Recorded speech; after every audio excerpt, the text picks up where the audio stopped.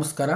ಈ ವಿಡಿಯೋ ವೀಕ್ಷಣೆ ಮಾಡಿರ್ತಕ್ಕಂಥ ಎಲ್ಲ ವೀಕ್ಷಕರಿಗೂ ಕೂಡ ತುಂಬ ಹೃದಯದ ಧನ್ಯವಾದಗಳು. ಇವತ್ತಿನ ಈ ಫ್ಯಾಷನ್ ಯುಗದೊಳಗಡೆ ಸಂಸ್ಕೃತಿ ಸಂಪ್ರದಾಯದಿಂದ ದೂರ ಸರಿತಕ್ಕಂಥ ಯುವ ಜನಾಂಗದ ಮಧ್ಯೆ ಒಬ್ಬಳು ಯುವತಿ ಸಾರ್ವಜನಿಕವಾಗಿ ಭಾಳಷ್ಟು ಅದ್ಭುತವಾಗಿರ್ತಕ್ಕಂತಹ ಡೊಳ್ಳಿನ ಪದವನ್ನು ಹಾಡ್ತಾರ ಅಂತಂದ್ರೆ ನಿಜವಾಗ್ಲೂ ಏನು ಅಂತಂದ್ರೆ ಎಲ್ಲರೂ ಕೂಡ ಮೆಚ್ಕೊಳ್ತಕ್ಕಂಥ ಸಂಗತಿ ಅಂತ. ಈ ಡೊಳ್ಳು ಕುಣಿತ, ಡೊಳ್ಳು ಪದ ಅಂತಕ್ಕಂಥದ್ದು ನಮ್ಮ ಸಂಸ್ಕೃತಿ ಸಂಪ್ರದಾಯವನ್ನು ಬಿಂಬಿಸ್ತಕ್ಕಂಥ ಒಂದು ಕಲೆ.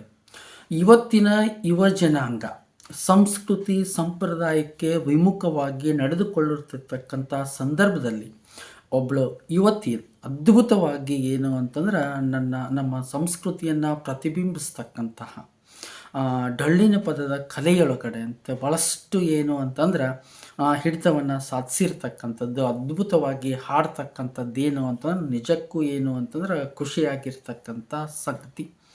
ಇವತ್ತು ಜನಪದ ಸಾಹಿತ್ಯ ನಮ್ಮಿಂದ ದೂರ ಸರಿತಕ್ಕಂಥ ಸಂದರ್ಭದೊಳಗಡೆ ಈ ಡೊಳ್ಳಿನ ಪದಗಳು ಅಂತಕ್ಕಂಥವು ನಮ್ಮ ಮಧ್ಯದೊಳಗಡೆ ಇನ್ನೂ ಉಳ್ಕೊಂಡಿದ್ದಾವೆ.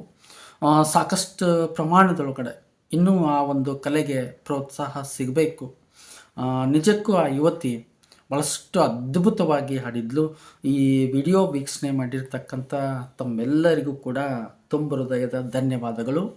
ಇಂತಹದೇ ಜನಪದ ಸಾಹಿತ್ಯಕ್ಕೆ ಸಂಬಂಧಪಟ್ಟಂತೆ ಇರಬಹುದು ಅಥವಾ ನಮ್ಮ ಸಂಸ್ಕೃತಿ ಸಂಪ್ರದಾಯ ನಡೆ ನುಡಿ ಆಚಾರ ವಿಚಾರ ಭಾಷೆಯ ಕುರಿತಾಗಿರ್ತಕ್ಕಂಥ ವಿಡಿಯೋಗಳಿಗೆ ದಯವಿಟ್ಟು ಕನ್ನಡಿಗ ಹನುಮಂತಗೌಡ್ರ ಯೂಟ್ಯೂಬ್ ಚಾನಲನ್ನು ಸಬ್ಸ್ಕ್ರೈಬ್ ಮಾಡಿ.